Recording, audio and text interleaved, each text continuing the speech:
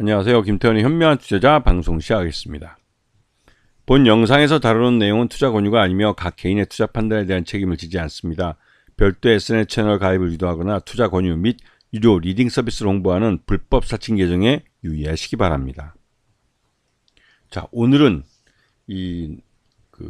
전쟁 공포주라고 해가지고 중소형 방산주에 대해 좀 말씀을 드리겠습니다. 지금 현재 이제 한반도 지정학적 리스크가 강화되면 이 전쟁 공포주라는 방산주들이 개인 투자자들의 학습 효과를 위해서 주가가 급등하곤 합니다. 근데 이게 이제 우리나라에서 최근 들어서 이 전쟁 공포 관련주들이 시장에서 관심을 많이 받게 된 그 이유를 좀 살펴볼 필요가 있는데요. 이 탈북민 단체들이 이 북한에다가 대북 전단을 보내고 있습니다. 근데 이 대북 전단을 보내는 게 일종의 사업화, 즉 이 탈북민들의 돈벌이 수단이 돼버린 것이죠.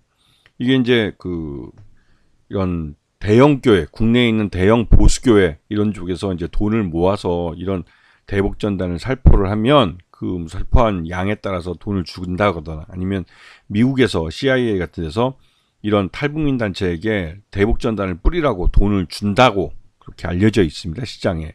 그래서 이 탈북민 단체들은 자신들의 생계가 이 대북 전단 살포와 연결되어 있기 때문에 그렇게 하지 말라고 해도 뿌리고 있는 거죠. 특히 접경지 주민들은 이 탈북민들의 이 대북 전단 때문에 솔직히 남북한 군인들 간에 이제 우발적 충돌이나 또 이런 것들이 발생할까봐 조마조마하고 불안한 일상을 보내고 있는 것이죠. 특히나 이 탈북민들이 대북 전단을 뿌리고 나면 그 접경지 주민들은 이제 어떻게 보면 관광 자원으로 먹고 사는 건데 그 관광객도 오지 않는다고 그렇게 합니다. 그래서 접경지 주민들은 굉장히 어려움, 생활고를 호소하고 지난번에 국회에 나와서 무릎 꿇고 북한에서 확성기로 나오는 이상한 소리 때문에 잠도 못 자고 아이들이 불안해한다고 막 하면서 어머니가 막 무릎 꿇고 막 국회의원들한테 비는 그런 모습도 보셨는데 접경지 주민들은 그만큼 생활에 굉장히 불편함을 겪고 어려움을 겪고 있는 상황이죠.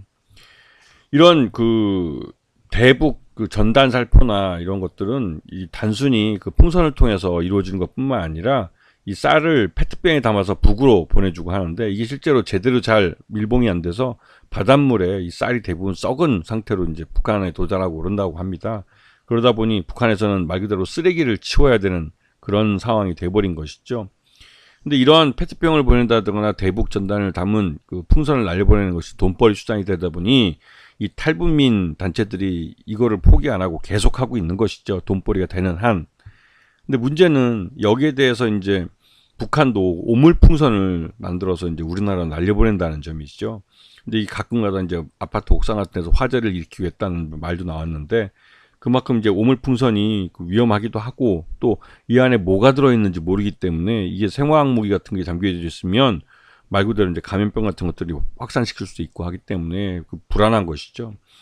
여기에 대해서 이제 우리나라가 이제 북한이 그렇게도 싫어하는 이제 확성기를 바로 꺼내 들어버렸습니다. 그러면서 이 남북한 이 접경 지역에 이제 이런 긴장을 더 고조시키는 쪽으로 사업을 했는데 이 대북 확성기를 꺼내 들었을 때 주한미군이 바로 말렸습니다. 왜냐면 이게 이제 풍선을 대북 전단을 보내고 북한이 오물풍선을 날려보내고 하는 것은 서로가 비슷한 등가에 보복을 하고 있는 것이라 나름대로 이거는 인내하고 참을 수 있는 수준이지만 북한이 그렇게 싫어하는 이 대북 확성기를 틀었을 때 북한이 대북 확성기를 향해서 직접 타격을 그러니까 총을 쏜다든가 아니면 포를 쏜다든가 하는 그런 군사적 행위를 할 수 있기 때문에 이거를 이제 주한미군 쪽에서 이제 반대를 한 것이죠. 그래서 여기에 대해서 이제 주한미군 사령관 이 양반도 나와서 긴장 완화를 요구했고 주한미국 대사도 나서서 이 긴장 완화를 주문을 했습니다. 이게 이제 미국 대선이 다가오면서 이 한반도만큼은 이제 좀 평화적으로 있기를 원하는 마음이죠. 왜냐면 유럽에서 지금 러시아 우크라이나 전쟁도 지금 2년이 넘게 계속되고 있고 그다음에 이스라엘과 아랍 중동 국가들 간의 이런 아랍 무장 단체들 간의 직접적인 충돌이 거의 전쟁 수준의 뭐랄까요 그런 상황을 만들고 있기 때문에 한반도 지정학적 리스크마저도 이 직접적인 군사적 충돌로 가는 것을 이 미국이 원치 않다는 분명한 메시지를 준 겁니다. 근데 여기에 대해서 윤석열이 계속 이제 원점 타격이니 선제 타격이니 이런 말을 하면서 긴장을 계속 고조시키고 있는 것이죠. 그래서 이거는 다분히 이 대통령이라는 자리에서 앉아 있는 사람이 하는 말이기 때문에 북한으로서도 긴장을 할 수밖에 없는 것이죠.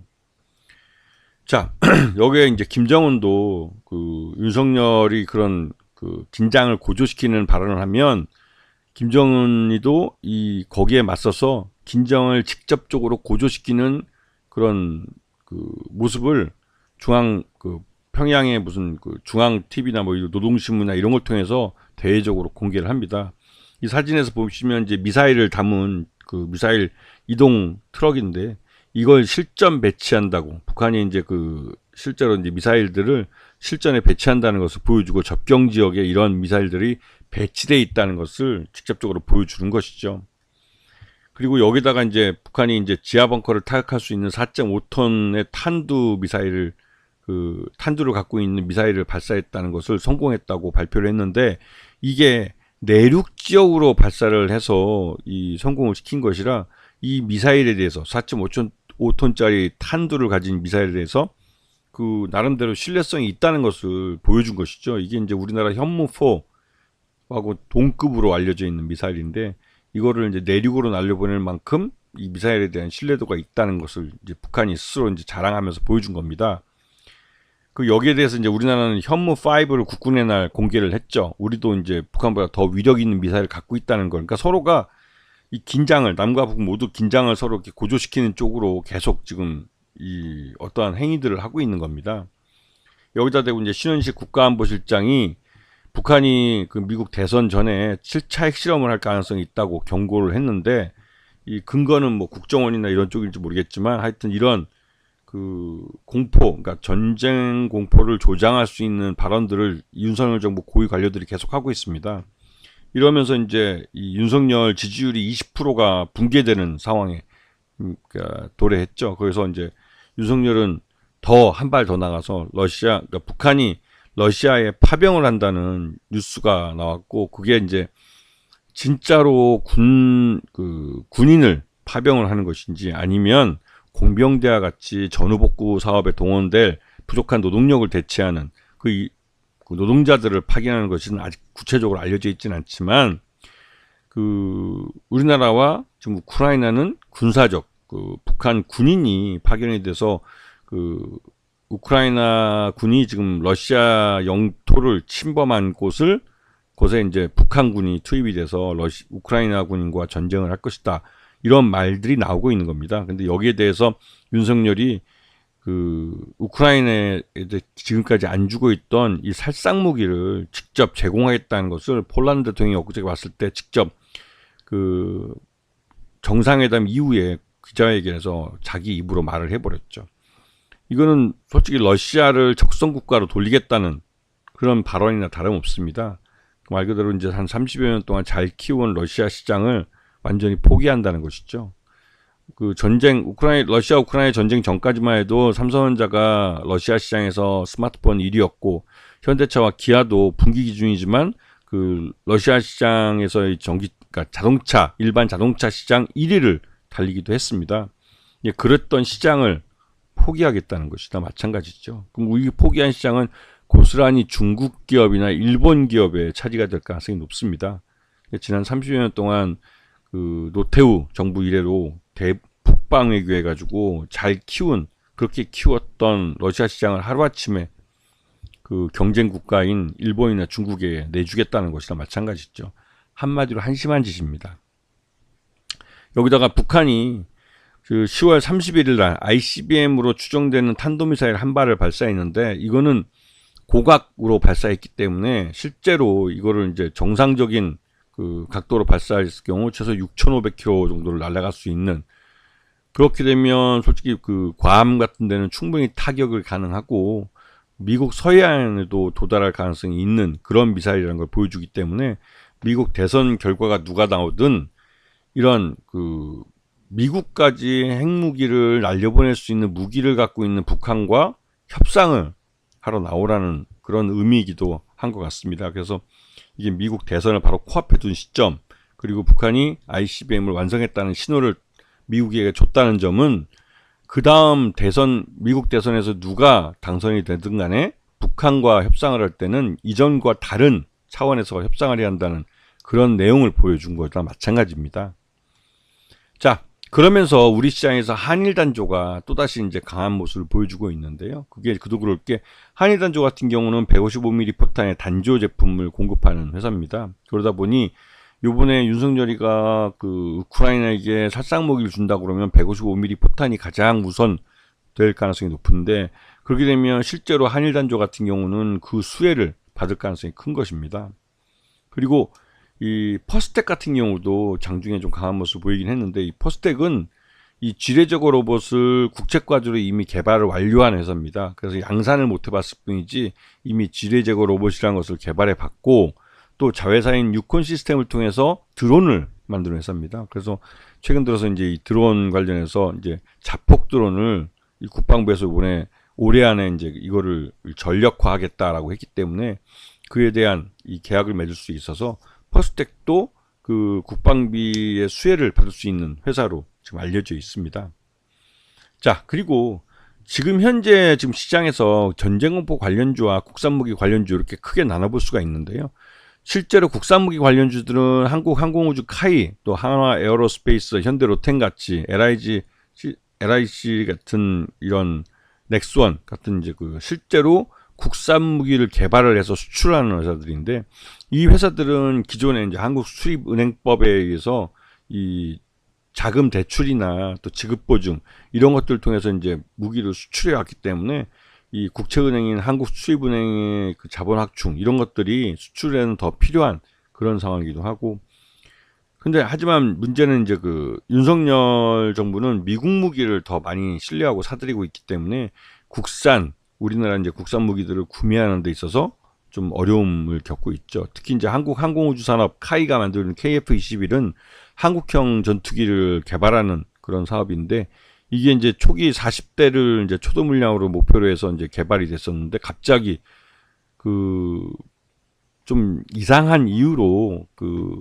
KF-21 초도 물량을 40대에서 20대로 줄이면서 이 KF-21 전투기를 만드는 부품 업체들이 거의 대부분 도산할 위기에 빠졌습니다.